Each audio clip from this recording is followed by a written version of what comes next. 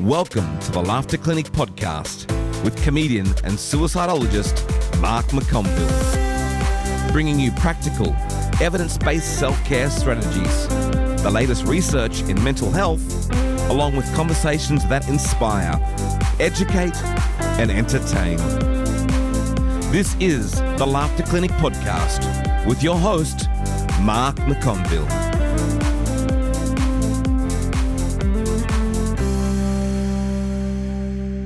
Hi, my friends. Mark McConville here. Thank you very much for joining me on this episode of the Laughter Clinic, where today I want to have a chat with you about journaling.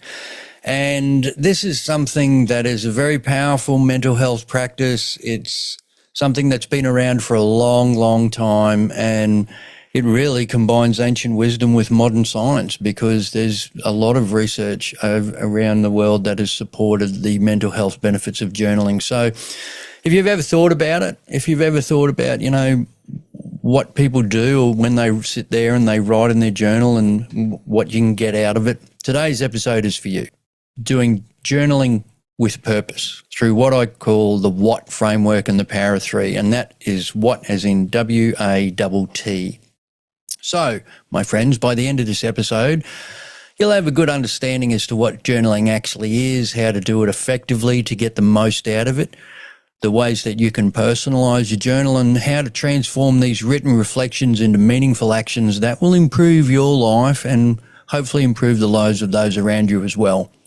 Now, as I said, this has been something that has been around for a long, long time. It's been embraced by some of history's greatest minds and greatest thinkers. Marcus Aurelius, the famous Roman emperor, his journal entries became what we now know to be the Meditations, which some of you may have listened to. Napoleon Hill, in his groundbreaking work Think and Grow Rich, regularly talks about the importance of writing down your goals and reviewing them regularly to prime your subconscious mind for action. And more recently, Julia Cameron, in her fantastic book, which is called The Artist's Way, refers to journaling as the morning pages, as a way to unlock creativity through stream of consciousness writing. So there's all sorts of ways to do it. And like I said, so many people have embraced this over the years. Tim Ferriss talks about it, Oprah Winfrey, Benjamin Franklin, Albert Einstein, and you've got the very famous The Diary of Anne Frank and Viktor Frankl's Man's Search for Meaning. All of these incredibly powerful works came out as a result of keeping journal entries. And, modern science, like I said, confirms this. There has been research done into journaling around the world that supports its mental health benefits for reducing symptoms of depression and anxiety by means of activating both analytical and creative thinking. Now, what this does is it creates distance between thoughts and emotions and shifts us from emotional reactivity to cognitive processing. This simple practice engages your brain in very remarkable ways and powerful ways. So how do you get started with keeping a journal? Well, the beauty of it is that there is no right or wrong approach to this. It is yours and yours alone, and I've got some practical ways for you to kick off. So firstly, the tools that you're going to use. How are you going to do it? Me personally, over the years, I have changed to different notepads and different pens. One thing that has stayed consistent for me, though, is that I've used about an A5 notepad, over the years. And these days, I actually use a nice fountain pen. Because I actually, and when I say nice fountain pen, I'm not talking, you may have visions of these fountain pens that you've got to dip it into the ink and all that sort of stuff, and it's going to go everywhere. And the modern fountain pen are actually fantastic. It's got a little ink cartridge. You pop it in there and you can replace it quite easily. And I've got to tell you, for me personally, I find the actual act, the physical act of writing with a nice pen in a nice notebook, I find that the physical act of doing it actually quite rewarding. But honestly, the materials do not need to be fancy. A simple notebook and pen are a perfect place to start. Some people are going to try possibly digital journaling, writing, I know there's apps out there and all of that sort of stuff that you can use. But I believe there is some research to support how handwriting creates a stronger neural connection and in relation to memory retention. So I don't know whether any of you experienced this when you were growing up, but when I was at school, in high school, the amount of times where I would have to sit outside a classroom and write out lines. The old school teachers used to get you to write out lines. Probably the most memorable one is, you'd have to write out maybe 200 lines. I must remember to bring my hairnet to woodwork. I must remember to bring my hairnet to woodwork.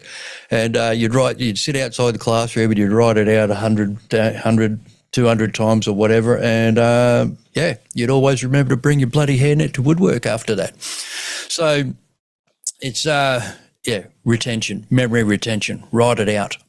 So once you've got your tools, how you're going to do it, then, what tools you're going to use. First thing is to create a routine. Create a routine that's going to work for you here. Consistency matters more than the length of your entry. It's just starting with something realistic. Maybe putting aside 10 to 15 minutes, or you might 10 to 15 minutes every morning. Or you might set yourself a goal, I'm going to write 1 page today. Or you might say, my goal is I'm going to write a journal entry every day for 3 days. That might be your goal to create momentum. So like I said, don't worry about perfection. It is just about getting started. Remember, this is yours and yours alone. It is a private experience, journaling. And if you're not sure what to write, I've got some simple prompts to kick you off. And these prompts were given to me at the beginning of my journaling journey. So my psychologist got me to start way back in 2010. The psychologist I was seeing at the time said, look, I want you to start keeping a journal entry. And I'm like, really, what do you want me to write in this thing every day? And he said, I just want you to start and finish your journal entry in the same way. So always in the first person. So I would write, today I'm Mark McConville, or today you listening, I'm going to have a great day for the following 3 reasons, right? And then I would write it out, what those 3 reasons are that I'm going to have a great or a good day today. What are they? And then the body of the journal entry is stream of consciousness writing. For me, that's how I would do it. I have over the years changed different ways. I've done all sorts of journal entries, but if you're stuck, just start with that. Today, I'm going to have and write your name out. I'm going to have a great day for the following 3 reasons, and then write your entry. And then at the end of it, today I'm grateful for the following 3 things. Today I'm Mark McConville. I'm grateful for the following 3 things. And, there's all sorts of research that supports the mental health benefits of expressing gratitude. We're not going to go into that now. However, it's a good place to have some framework for your journal entry, starting with why you're going to have a good day and finishing with gratitude. And different approaches. Like I said, Julia Cameron in her Artist Way book talks about stream of consciousness writing, which is the majority of the time that's what I do, where I just download whatever it is that's in my head and get it out. Napoleon Hill talks about writing specific goals in relation to what you might want to achieve in your life, and these can be very specific. Over the years, I've had journal entries where I've written something like, today, I'm Mark McConville, am now easily and effortlessly attracting to me all of the people and circumstances to help me become a professional keynote speaker, comedian, and MC. Being very specific and using your name. And like I said, there's no right or wrong way to do this. It's the act of doing it that's important. And I promise you'll end up finding out what works for you pretty quickly. You really will. And over the years, I have used journaling to help me process things that I've been going through in relationships, work and career stuff that I've been trying to sort out, financial headaches and hassles. I've written in my journal when I've been experiencing loss and grief of loved ones and family members. I've written in my journal about what my hopes and desires are, or sometimes I just write about everyday stuff, whatever it is that's going through my head. And like I said, no right or wrong way to do it. It's just the act of doing it. And you want to take your journaling to the next level. This is where I would like to introduce you to my WHAT framework. This is what transformed my life back in 2000. Well, actually way before that, back in 1998 when I started out doing stand-up. So the WHAT framework is what action taken today. right? And I'll explain to you how I use this what action taken a day framework. So 1998, I start doing stand-up comedy, and I make the decision that I really want to become a full-time professional stand-up comedian. And I just thought, I worked on, I was getting into a lot of the self-help stuff and all that, and everyone talked about action. You've got to take action. You can have your vision board and you can write in your journal and all that sort of stuff, but if you don't take action, nothing happens. So it's not just going to things aren't just going to miraculously appear. So I thought to myself, okay, I'm just going to work on taking one action every single day to get me to where I want to go as a goal of being a full-time professional comedian. And it could be absolutely anything. It could be, finding a funny premise that I thought I could turn into a comedy routine, or going to a gig, or hanging out with other comedians, talking to an agent, whatever it is, doing a gig, anything. As long as I lay in bed that night and with the peace of mind that I'd taken one action on that day to get me to where I wanted to go. And it worked, it worked for me. I went from there to 2001, I graduated from the acting school, and I was, pretty close to being a full-time professional comedian. So 3 to 4 years, this happened for me. And I promise you this, you start taking one action every day, before you know it, that one action turns into 2 to 3, and things start to really snowball for you. And over the years, my journaling journey has changed over the years, the different sort of stuff that I've written in there. I've had times where I've gone a couple of months without making entries, but I have to tell you honestly, when I am doing this on a regular basis, I really notice the difference in my life when I'm focused and trying to get in there every day and make an entry. And so, as I said, I've refined this over the years, specifically now, so I don't have just one what thing on my list. So it is now 3 things. So one specifically for myself, one for my career, and one for others. So basically, what action am I taking today for myself, for my own self-care? What action am I taking today for my career to help me improve that part of my life? And what action can I take today that will benefit others, someone else? And this is where the power of 3 becomes really crucial, because research shows that 3 tasks create enough of a challenge to feel meaningful without triggering a feeling of being overwhelmed. And having 3 on your list makes it quite achievable, because when we're faced with too many options and too many things on our list, decision paralysis and procrastination increases, especially if you're someone like me who suffers from ADHD. We really find it hard with big to-do lists. So neurologically, completing 3 tasks provides a significant dopamine release, which is our brain's reward chemical, which creates a sense of accomplishment, right? And creating a sense of accomplishment, completing one task is more attainable, and it's more likely that you're going to be able to do one of each of these things than having big lists of stuff. So let's break down the 3 dimensions of what action taken today. Firstly, what one action for yourself? This might be exercise, reading, meditation, some form of self-care. For me personally, it is often meditation or journaling. In actual fact, for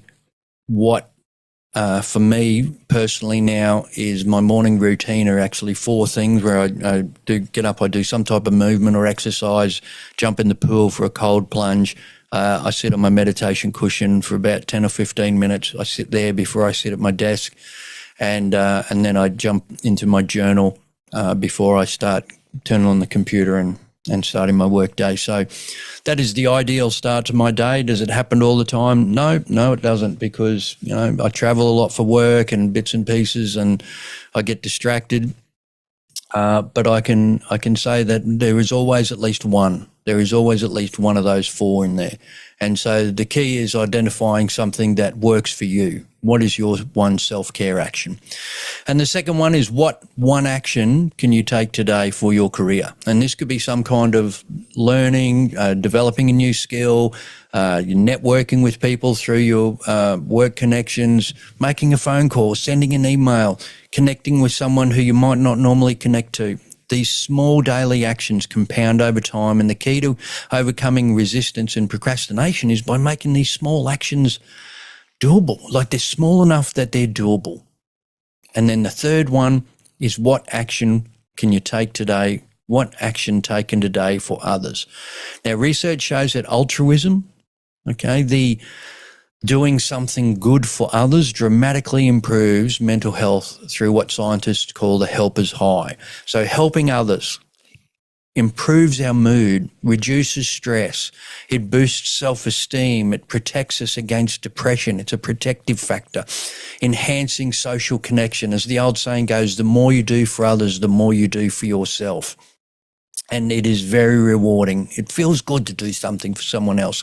Now, this triad of what action taken today for yourself, for your career, and for someone else is particularly powerful in actual fact, because it addresses what positive psychology identifies as the three key domains for life satisfaction: personal well-being, meaningful work, and having social connection. And if you've listened to any of the other podcasts that I've got on social connection and community, I'm a big fan of improving your social health and connectedness. Now, these three domains also positively influence each other, because self-care improves career performance because you feel good, right? And then career performance increases our resources, and then that enables us to help others, and helping others enhances our self-worth and life satisfaction. It's all good stuff. It's all good. So how do we implement it? How do we get this system into play? Well, when you get your journal out, in amongst your journal entry, somewhere in there, put the letters WAT, W-A-T-T, and begin with setting these intentions and identifying your 3 WAT actions, one for yourself, one for your career, one for someone else. And try to be specific about how you're going to implement each of these actions throughout the day. I know for myself personally, the self-care one is always pretty easy to put on the list. The career one is always pretty much a no-brainer. I know what I'm doing work-wise. And the one to help others, sometimes I have to, sometimes I go, okay, today I'm going to reach out to this person, I'm going to do that. And then other times just simply setting the intention that I'm going to take action today at some point to do something kind for someone else.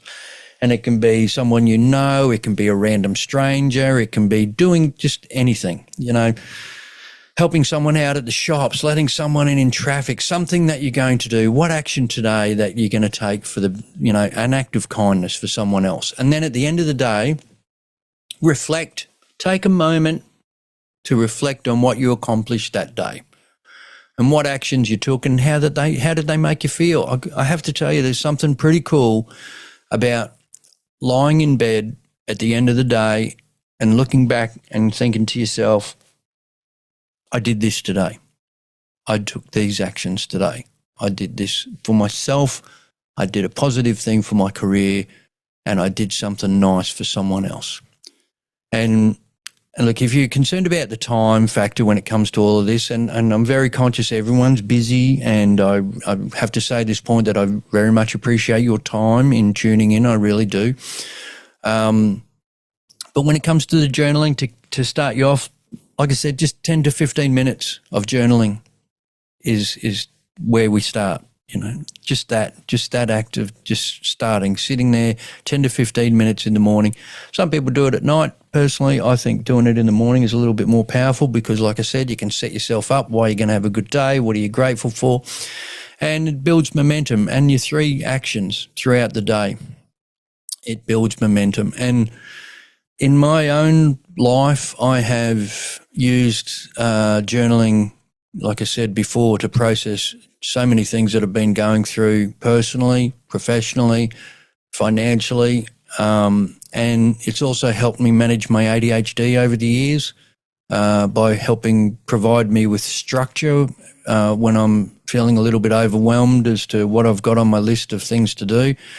And I have to tell you, there's 3 main benefits to journaling, which I didn't realise these were going to be a thing when I started doing it, but over the years I've really noticed this is actually a thing, and other people that I know that journal on a regular basis experience this as well. So when I'm journaling every day, day after day, and I'm really, leaning right into it and getting stream of consciousness, more so when I'm doing stream of consciousness writing, when I'm getting all of the junk out. My three main benefits I notice are my creativity goes through the roof. I have enhanced creativity.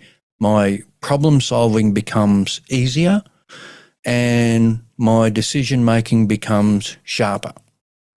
And those three things, creativity, problem solving, and decision making, are, for me personally, I find those areas of my life benefit from journaling on a regular basis, on a daily basis. And what I put that down to, my friends, is I'm downloading the junk, right? I'm downloading the junk, and that's what it is. It is a download. You are getting it out. Whatever it is in your life that's giving you the ache, you're getting it out. So, and it frees up the space for all the other stuff. So as you begin this practice, if you give it a go, honestly, I really do invite you to give it a go for a week. Just try it for a week. Give yourself 10 minutes of journaling. That could be your action today, is great. Finding a journal, finding a notepad you like, finding a pen that you like writing, and setting aside 10 to 15 minutes a day. That could be your first action. What action taken today for yourself, right?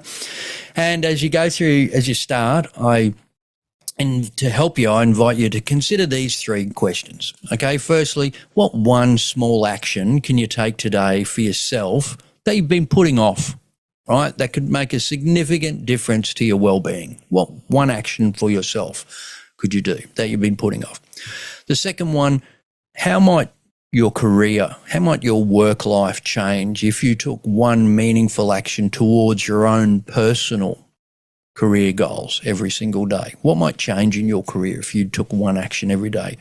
And the third one is, who in your life might benefit from an unexpected act of kindness from you today?